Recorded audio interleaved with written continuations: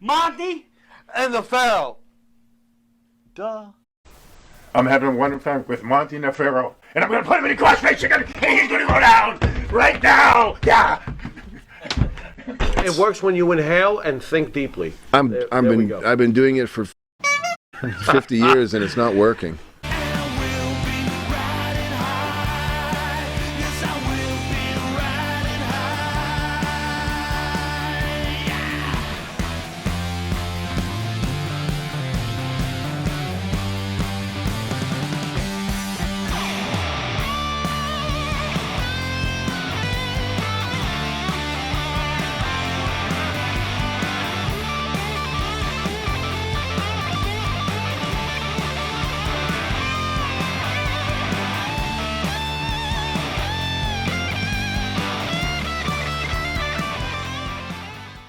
All right, well, welcome, Vampiro. Welcome, my friend. How are you, sir? Fans have been waiting. He's clapping. That's it? I'm looking at them. That's all you're going to give me? Yeah, that's it, brother. What is up, Vampiro? What's going on? Me. I'm up. He's going on. Yeah, thank you guys for having me. I'm just enjoying watching. It's pretty cool. Smoking it up? Smoking it up? What were your feelings on Donald Trump's portrayal of Mexico, considering you are a Mexican legend in the world of wrestling and you're currently in Mexico? What were your feelings on what Donald Trump's portrayal of Mexico was during his presidency? First of all, it's President Trump, so let's get that straight. Yeah, sure. What was his opinion? Yeah, what were your feelings Yeah, on but what was his of- opinion? well, you know, I mean, the way he was assassinated for his portrayal of his opinion on Mexico, you know, we need to build a wall, they're reckless, they send all of their rejects and their criminals to our country. These were things that Trump was documented as saying and did say. I mean, what were your feelings on that, if not necessarily an opinion? I think he was absolutely right because Okay, there's no crime or criminals or psychopaths in the United States. Fair enough. None. They're only in Mexico. Wait a minute. Wait a minute. There's What? absolutely no gangs and drugs Of course and guns. there is. So you think Oh, it was is there? unfair? Oh, really? So you thought it was unfair? Sparrow. I think it's very being clever of him. I'm with Very him. I'm clever. following him. It's all good. Okay, well, You know? I'll I mean, what did you think when Trump said that? That's all I'm asking. I thought know? this. I thought if the drug cartels and the drug business and everybody points the fingers at Latin America, South America, and especially Mexico. Sure. Mexico, and when you speak about Mexico, the world says it's a third world country, even though it's one of the richest. Mexico's awesome. It's beyond. Understood. The resources in Mexico are mind-boggling. Understood. Now, the 120 million people that live in that country, 119 million of them live in extreme poverty. I'm talking of a minimum wage of $30 to $40 a month. Government suppression? Why? So why so many? Well, let me Okay. hit you. Let me give you this because you fucking jabbed me, brother. So if you think about that, okay, think about that. Gotcha. Who spends almost 60 to 70% of their income on those illegal drugs? The American public. I'm not going to argue. Go on. Where is the biggest? I'm not Where are the arguing. most populated prisons in the world? Sure. In the United States. Understood. Where are the murder capitals per capita and the most corrupt police departments and gang situations in inner city neighborhoods due to situations that are beyond our control? Sure. They're in the United States of America. So when he says that all that bad stuff comes from Mexico, well, he hit it right on the head. I would rather say take away the borders and stop discriminating against cultures. Who were the world leaders that let this develop in its infancy, that it's got to the point where innocent people are being killed, raped, murdered, forced into gang life, extreme poverty? The education system is made to make you stupid. What point in time that the elites let this happen, and now they're pointing fingers. So they have more control, and they can continue to be in control because they say the right things on platforms that everybody's brainwashed by. Fair enough. Yeah. That is a great comment. I can't disagree with that at all.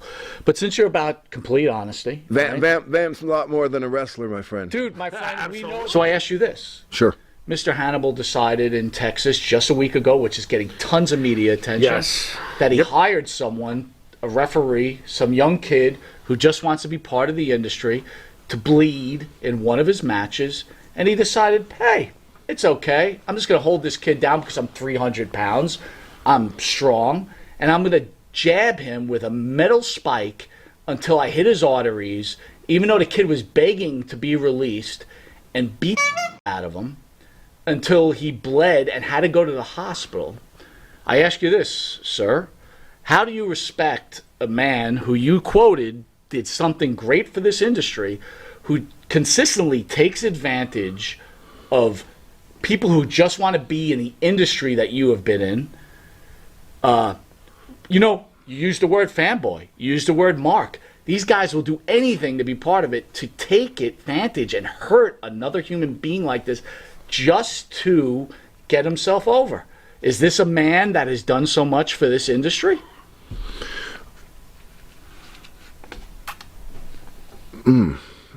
Okay. So when I say to Hannibal, when I say to you, when I say to Eric, when I say to anybody, thank you for what you've done to the industry, and trying to remember exactly what I said, you help keep this alive and grow. You said we've known each other for a long time. Yeah. I know the trials and tribulations you've went through. Yeah. Thank you for giving the opportunity, because you're the guy that asked the hard questions. I'm not sure what hard questions you asked. No. Okay. That I have to officially. And you said disagree thank you. with. Yeah. And this, by the way, this is a guy who sued Abdullah the Butcher, who you trained with. You're trained. Yeah, I know all about it. Right? I get it. For giving him hepatitis C, and then decides it's okay to stab a guy with a spike and then lick his blood afterwards. Well, yeah. Okay. Well, I was getting there, Go ahead. but I can see that you're emotional. I'm not emotional. I needed to let you get Trust that out. me, there's no emotion here, brother. So I'm telling you. after everything that I've done and been through in my life, and coming back from the brink of death, I've made a promise to whatever it is that I'm believing in, that it doesn't matter. I'm absolutely incapable of judging something that I have no part of, because I didn't write that book. So whatever karma he has to pay in the end, that's on him. I'm writing my book. And if you allow me the opportunity to do an interview and somebody gets influenced by that, I'm very grateful for it. So even if you're a piece, Okay. I'm going to say thank you to you, because whatever you're a piece about has nothing to do with me. Right. Okay. And I don't have an opinion on what he did, because one, I wasn't there. It's hearsay to me because I've heard a few versions of it. Do I agree with it? I don't even want to say if I agree or I don't agree. With all due respect, sir, it's Sure. not hearsay. It's video. Okay, but it's been covered. I didn't see it, and I don't want to see it, because I don't want to have that in my train of thought. I don't want to have that image in my head. I'm in the first stages of Alzheimer's, so I'm doing very extreme therapy to be conscious for more than 10 minutes at a time. Right. So I have absolutely no space in my living being to allow anything that's negative or hurtful in there. If he purposely hurt somebody, the only thing I can say is street justice will come and cash that check. I mean, you cannot with people, and you can't with the universe. And for whatever demons he's battling that put him in the position that he needed to do that, he'll have to answer for that. I know everything about the guy. And I know he's got a long, long list of people who want to cash that check. But I've never had that problem. So I judge you on the way you've treated me. Sure.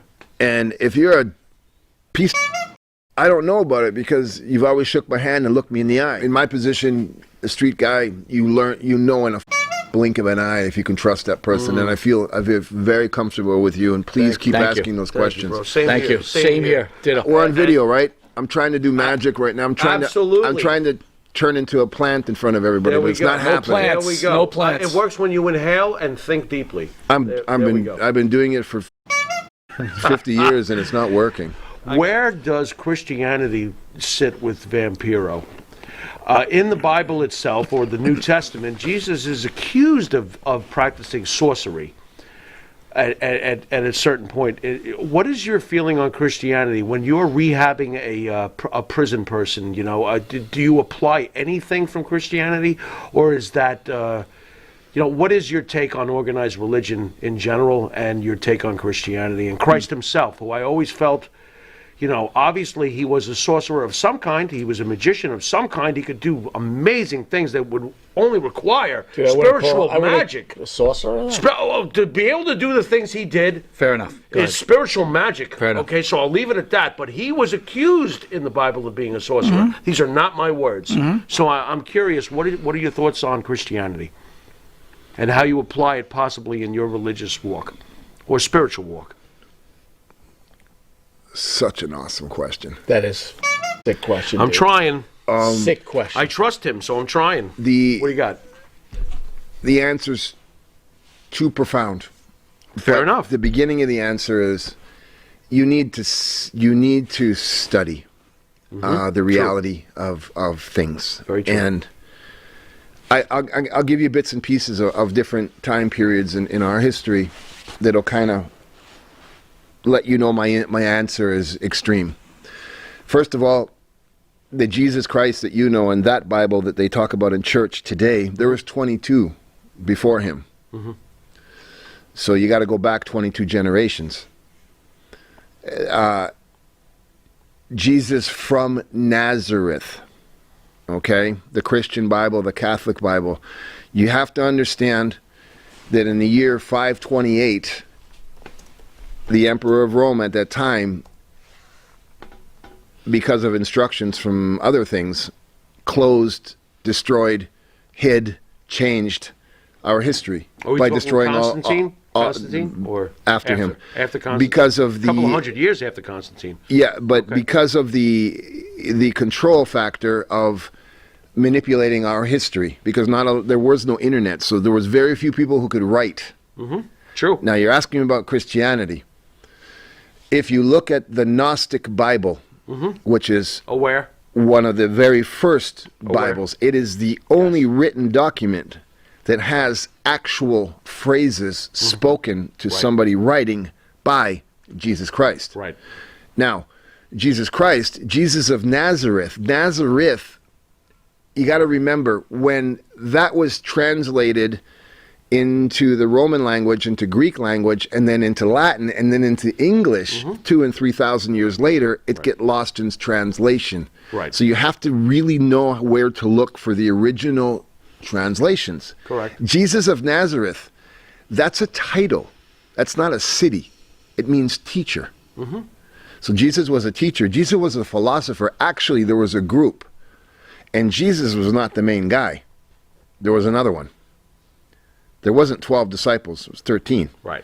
So when you look at the Gnostic Bible and you understand that a lot of it was Judaism, there's a lot of Buddhism in there. There's also like philosophies. The names have changed throughout time.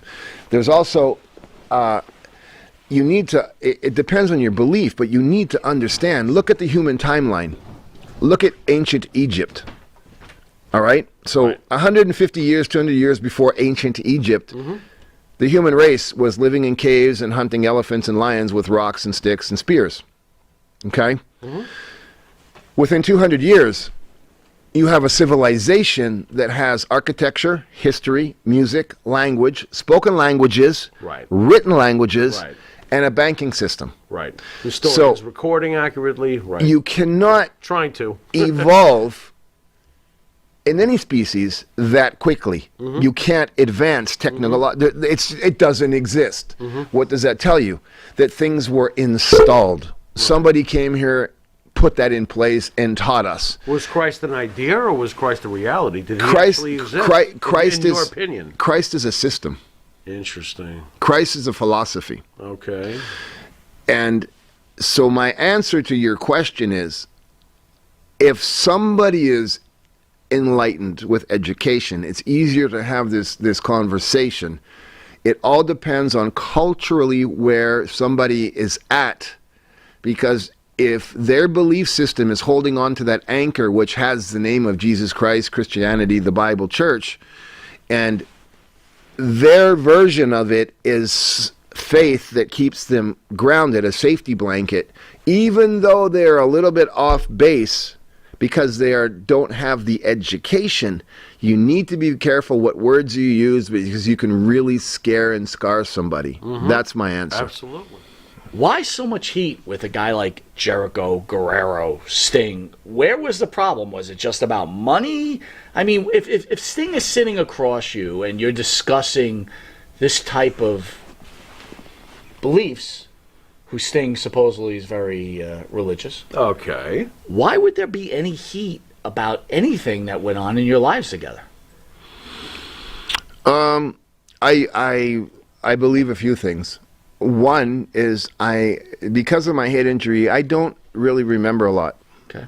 But I'm very conscious that and part of my ritual magic is I accept the fact that if I had a bad marriage or my economic situation is bad or there's heat from all these different sources, they all have one thing in common. I was involved. Right. So there must be something about me that provoked that. So I've already confronted that and apologized. Whatever it was about me. Well, let me ask you, in your opinion, what was it about you that triggered these people? Well, I don't have an idea. But whatever they say, it's because that's it. So even though I don't understand it, it must be true because that's what they're saying that's bothered them. So I accept it and I'm okay with that. The other reason is why there's so much heat is because I just did not give a about any of it. And I was very fortunate. There's only two people that I know of, and one of them is a bitter rival in my life. But if you didn't sell out the Arena Mexico, to me in the wrestling world, you weren't. Because, usually the guys... You're probably speaking about Conan, right? Yes. Okay. Now, the reason is because you're pushed in a storyline and the company invests in you. Conan and myself, that didn't happen. It was a rock star moment, and it was because of our connection with the people. So I had that powerful memory or part of my DNA. I didn't ever think I was a famous wrestler. I knew I was a rock star in the eyes of the people. So when, Chris Jericho, whatever his issue is with me, he could say that I was jealous, he was jealous, he could say whatever. All I can tell you is, one, I truly respect him, and I think a young person coming into this business, if they want to look at somebody, how to diversify, to capitalize on this, he's the one to look at. But me as a person, he does not even register in my realm of existence. He doesn't exist to me. That's how unimportant he is to me. And I don't mean that as an insult. What I mean is, if Chris Jericho had never been born, my life would be the same. I could give a about his existence in this world. Understood. But I totally support and respect him as a successful professional. Sting, I got no clue if it was a jealousy thing or they were in his head or in his ear. I couldn't tell you. Eddie Guerrero, I love Eddie Guerrero to death. And whatever was going through his mind at that time in his life when he said those things about me in his book, if that's truly how he felt in his heart and soul, then God bless him for it, and it's okay. So let me ask you, as a human being, though, yeah, when you read this stuff, right? Because, look, man, I'm being completely honest with Sure. you. Sitting across from you, I could tell you're a good human being. I could tell that you're religious, whatever religion you're veering towards, right? God. I got you. How does that feel? Like, does it hurt? I'll answer it differently than before. I can't, because I've leveled up as a human so much from my studying and being with Alzheimer's and knowing I'm going to die young, for example. There is the most precious thing that we have is time. And the little bit of time that I have, it's dedicated to giving back to the fans, giving back to the society, and loving my daughter. So whatever was written about me, it means zero. It just doesn't register with me. So whatever he needed to say to have that chapter in his book looked at by everybody else, hey, if that's what you guys needed, great. even if you hate the fuck out of me and you say these things, I was there. Nobody else was there. Me and Eddie were there. And I will tell you, on the life of my daughter, my mother, and myself, it wasn't that way. And I'm okay with that. And if nobody else believes me, I give zero when you ask me what do I think about wrestling, what do you mean? The state it's in right now? Yeah, like why you seem to be like wrestling is almost like a downer at this point, if that's fair. I mean, like, what's your take on wrestling? Yeah, I got to be careful with my words. No, fair enough. I'm and my bad if I cornered him. No, it's on me. no, not at all. Okay. I have nothing but gratitude for what I have in my life because of pro wrestling. Sure. I'm angry, just like anything else in the world. I'm angry at the way the people who have had the opportunity to control it have let it go.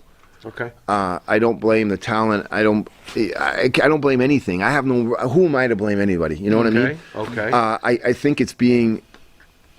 But again, it's my opinion, right? I think it's being misused. I think it could be so much more. Is that the McMahons? Is it Tony Khan? I mean, what is it that who are the individuals that you speak of? I mean, I would assume it's the owners of the companies and the TV. I mean, it's become a business. Okay, but wasn't it always? It's become a business. It doesn't belong to the people anymore. It's all about TV commercials, sponsorships, and selling. And everybody's like, for example, everybody talks about the enormous success of the AEW. Mm-hmm. Look. Enormous? I don't think enormous is the right word. I think that's just really outstretching. If you look at it from this point of view, think about what I'm going to tell you. It's part of a package to fill up a cable thing to sell football games. It's cheap commercial. There you go, brother. That is the Bingo! filler for football and basketball Nailed it. games and hockey games. It's not, Yes, sir. and it's unfortunate because these young men and women and wrestling fans who need this for their outlet are convinced that they're really cared about, and they're not. They are being prostituted out because it's cheap entertainment. They'd rather put on a wrestling show because it's half the price of paying Coca-Cola to fill up that space. Interesting. So I'm disappointed that things have come to that because I believe I gave my life. I'm crippled. I have Alzheimer's because of this. Right. And that's what you did with the doors I opened. This is what happens. It hurts a little bit. Right. Being a veteran of the true wars, WWF, WCW, you were part of the real war. What's your take when you hear about how this is a war? AEW versus Vince McMahon. How does that make you feel, considering you were part of the real war? I don't know if I was part of a real war, but I was in a different generation. I truly believe that it's very unfortunate that there aren't any veterans around to guide these young men and women to keep their feet on the ground. You're not superstars. You have nothing of value that's really being impactful in a positive way because you could. You're playing an action hero. Right. Be a fucking hero. Be a leader. Don't go on Instagram and show your material gains. You ain't. Yes, you knew Savage well. Yeah. You knew Gorgeous George well. Yep. On Dark Side of the Ring, she said that he was recording her, like he had cameras in her house. Do you believe that was actually factual? Was he that protective? Because there was also, the rumors with Elizabeth in the past before George. I mean, Protective your or opinion. obsessed? Obsessed. I think I've seen enough in wrestling to be wise and say I wasn't there. Is it knowing what I know about pro wrestling? Yeah, it's possible. Read between the lines in that. I was a horrible wrestler. I don't know any. If you ask me to tell you 2 wrestling holds, I can maybe name a headlock. I don't even know how to give you a headlock. Honestly, I'll be honest, you were pretty good. I gotta give you Wait a credit. second. You No, were a no, lousy wrestler? Yeah. That slam where you spread eagled and But everything? What are you talking about? I was a great front man. Okay, You My were heroes definitely are not entertainment. wrestlers. My heroes are Iggy Pop and Evel Knievel. Okay. And my whole thing, the fame of Vampiro is the entrance and the exit. It's that Enter Sandman when the Right. bombs go off and Right. Metallica kicks in. It's Right, the shock It was that moment. I don't need to hear the rest of the songs. I saw them. I saw my hit song. He's rough. That's himself. that's what I that's the only thing I can say about myself that I did right. I learned things along the line. Why do you think Mexico because you're a legend in Mexico. For those who don't really realize that, you know, why do you think Mexico gravitated to you more than the States? Was it booking? Was it circumstance? Was it fate? What was it about Mexico that made you a legend over there? Because the government had canceled rock concerts from foreign bands for over 30 years. 30 years. So all of a sudden, the government opened that up. So All right. American bands came in. MTV went on the air. Guns N' Roses, LA Guns, Anne Rice, all that stuff hit. Anne Rice. Wait a minute, Rest in video peace, kills Anne the Rice, by the way. video killed the radio star. Come on. Yeah, Video, You yeah. got to start in the beginning. Well, that's, And that's then- 1982 with the Buggles. That's where he's got to start. right. Well, we're talking about Mexico, though. Mexico. So when that Let's talk happened, Mexico. when All right. Metallica came and all these bands, right. U2, things like that, Year? Can MTV you was give me on a year? 89, 88, 89. All right, fine. And then wrestling went on the air. Right. So all of a sudden, you Right. have American AAA influence. was created. No, in the no, early... no. This is way before that. Okay. But okay. I know you- in the early you had 90s, MTV. AAA came around. Okay. And then all of a sudden, you had one of those MTV guys in your neighborhood, and he was named Vampiro. So I was there at that boom. Okay. And when the people saw You were the connection. that I was that asteroid who did not give a I'm hitting the wall, whether you like it or not, and I'm fighting for the underdog, that's the reason Vampiro became Vampiro, not for anything else.